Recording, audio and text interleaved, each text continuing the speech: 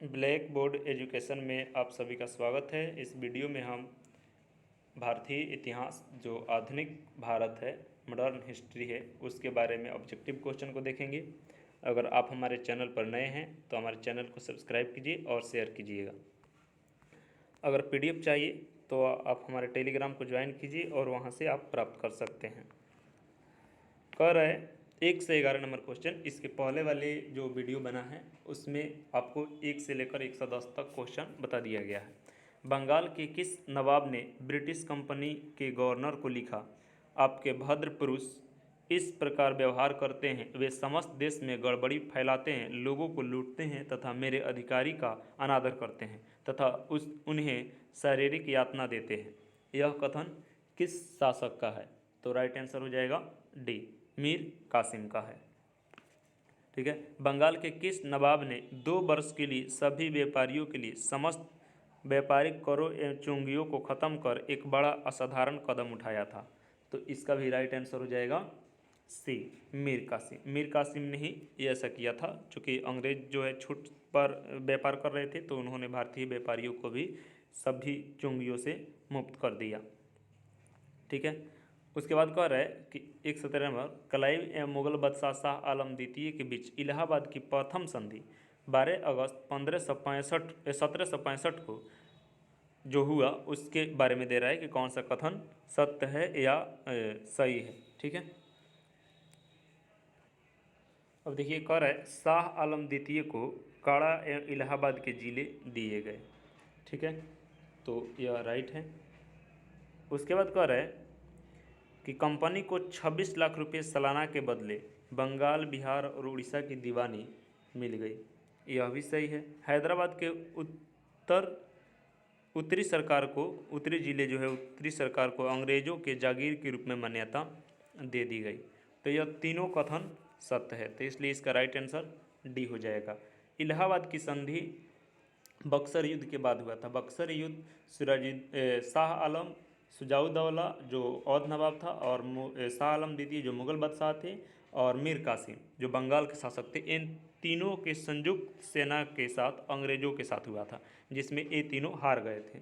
ठीक है, और मीर कासिम भाग गया था तथा शुजाउद्दौला जो है अवध के जो नवाब था उन्हें इलाहाबाद और कोर जो है मुगल बादशाह को देना पड़ा था, और बदले उसके बाद जो है शुजाउद्दौला को 50 लाख रुपया भी अंग्रेज़ों को देना पड़ा था। ठीक है, उसी के तहत यह शाह आलम जो द्वितीय थे मुगल बादशाह, उन्हीं के बारे में यह कह रहा है कि कौन सी संधि शर्त थी, तो इसका राइट आंसर हो जाएगा डी।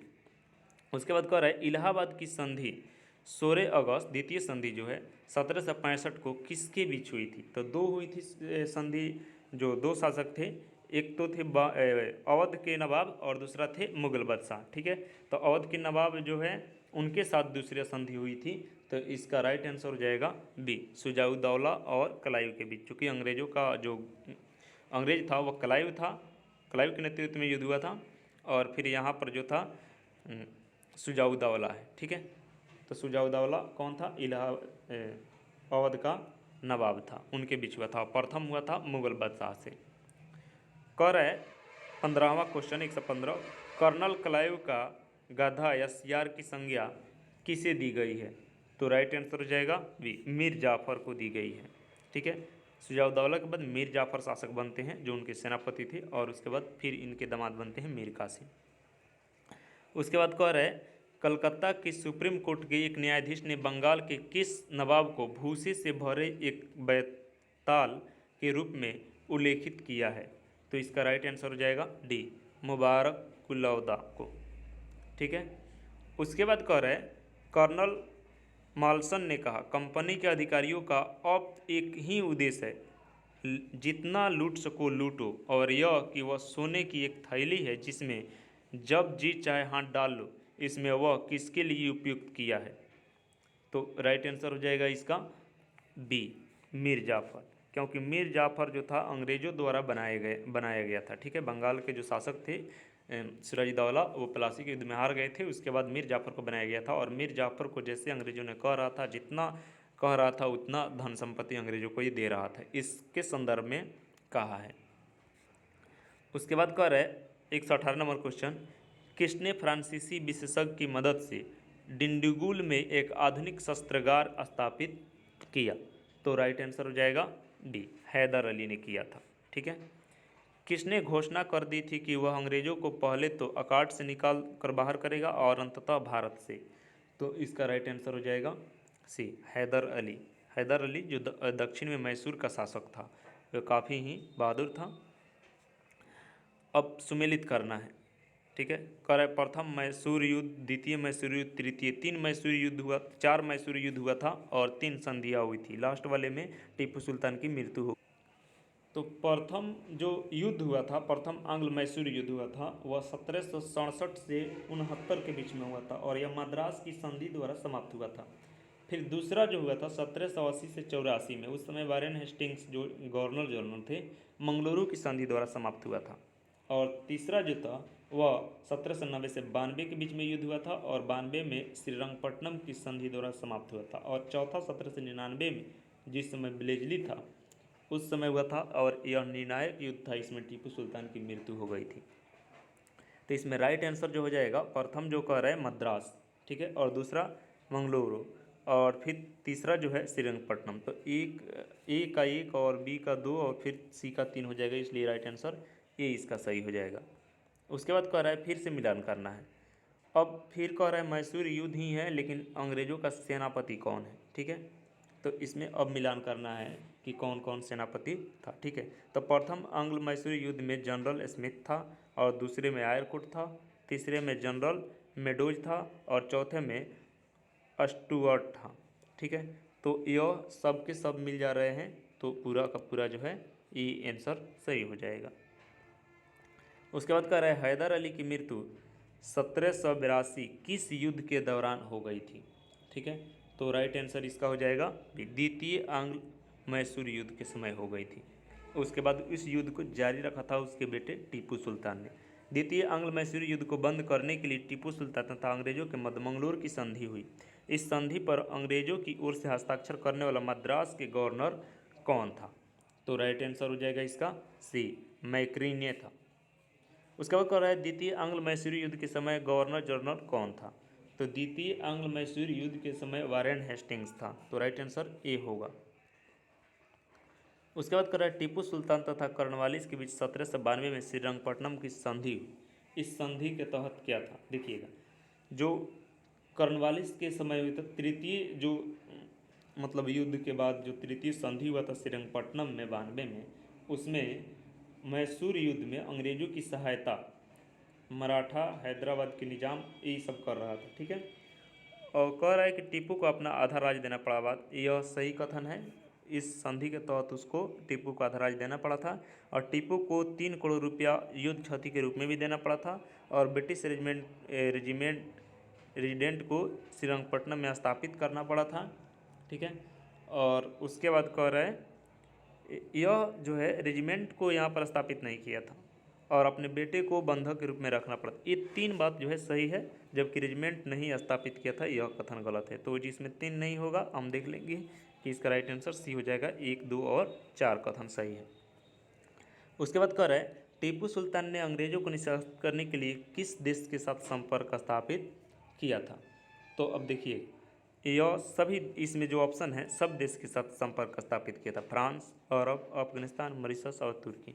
तो राइट आंसर डी हो जाएगा। टीपू सुल्तान के संबंध में कौन सा कथन सही है, इस पर विचार करना है। ठीक है।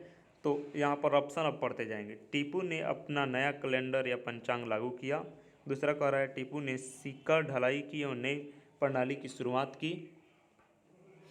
अभी तक जो है दोनों कथन सही है। उसके बाद कह रहा है टीपू ने माप तौल के लिए नए पैमाने की अपनाया, यह भी सही है। अब आगे देखते हैं। फ्रांसीसी क्रांति 1789 में हुई थी कि सफलता से प्रभावित होकर उसने श्रीरंगपट्टनम में जैकोबिन क्लब की स्थापना की और स्वतंत्र का वृक्ष ट्री ऑफ लिबर्टी लगाया तथा अपने को नागरिक टीपू विहित करने लगा। यह सभी कथन सही है, तो इसलिए इसका राइट आंसर डी हो जाएगा।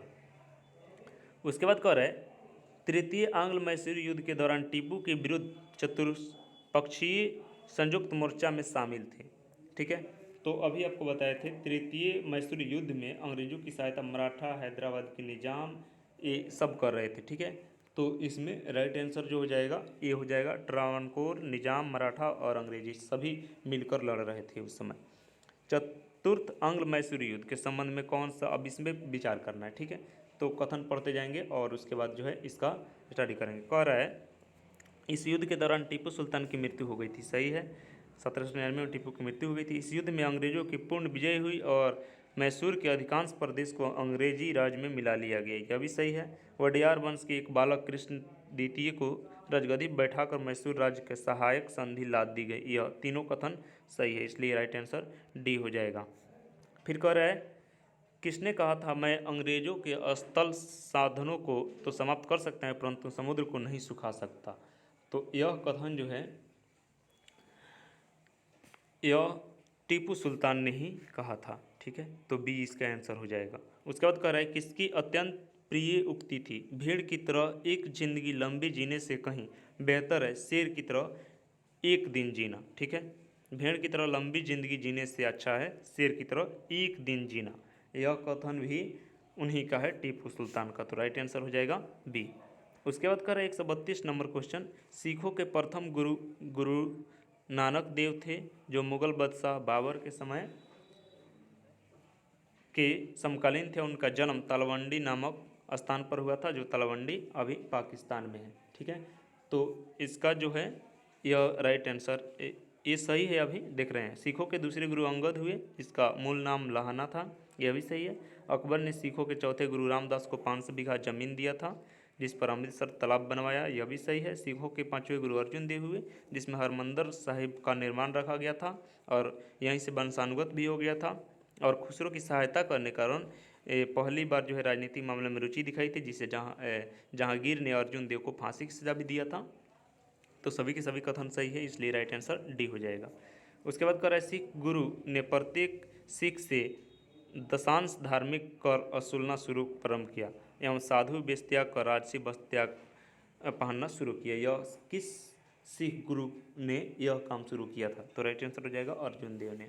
निम्नलिखित में से किस पद्धति का प्रयोग ब्लेजली ने अपने राजनीतिक उद्देश्य को प्राप्त करने के लिए नहीं किया था। तो इसका राइट आंसर हो जाएगा डी, धोखेबाजी नहीं किया था। उसके बाद कह रहा है कौन सा कथन सही है, ठीक है। छठे गुरु हरगोबिंद ने अकाल तख्त की स्थापना की और अमृतसर की किलाबंदी की एवं सिखों की लड़ाकू बनाया, तो यह कथन सही है। फिर कह रहा है हरगोबिंद को अपने जीवन का अंतिम समय कश्मीर की पहाड़ियों में कीरतपुर में बिताने पड़े और वहीं उसकी मृत्यु हो गई, यह भी सही है। सिखों के नवे गुरु तेग बहादुर का मूल नाम त्यागमल था, उन्हें सच्चा पातशाह की उपाधि धारण की थी, तो यह भी राइट है।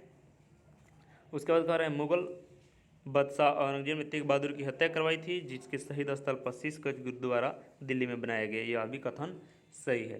तो इसका राइट आंसर हो जाएगा डी, सभी कथन सही है, ठीक है। तो थैंक यू।